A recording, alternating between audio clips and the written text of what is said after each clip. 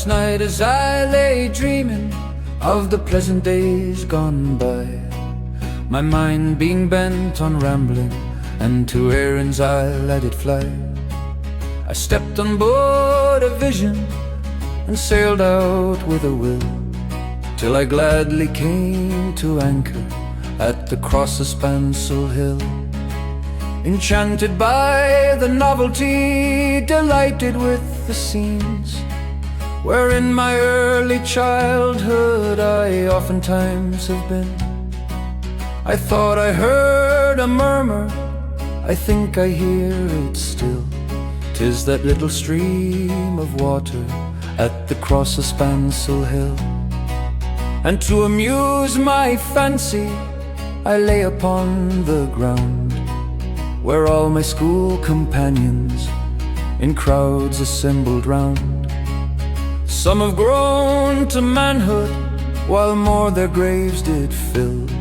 I thought we were all young again at the Cross of Spancil Hill. It being on a Sabbath morning, I thought I heard a bell, o'er hills and valleys sounded, in notes that seemed to tell that Father Dan was coming, his duty to fulfill, at the parish church of Clooney, just a mile from Spancil Hill. And when our duty did commence, we all knelt down in prayer, in hopes for to be ready to climb the golden stair.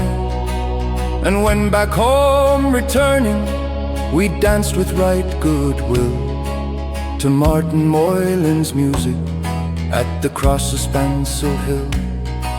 It being on the 23rd of June, the day before the fair, sure Aaron's sons and daughters, they all assembled there.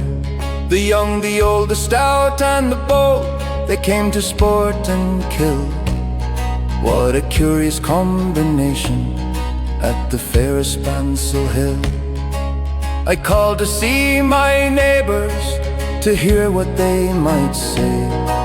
The old were getting feeble, and the young ones turning grey.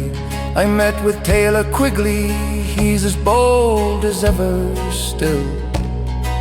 He used to make my breeches when I lived in Spancil Hill.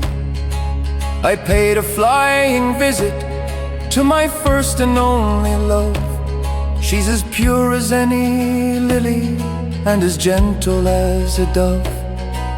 She threw her arms around me, saying, "Johnny, I love you still." She is Mac the ranger's daughter, the pride of Spancil Hill.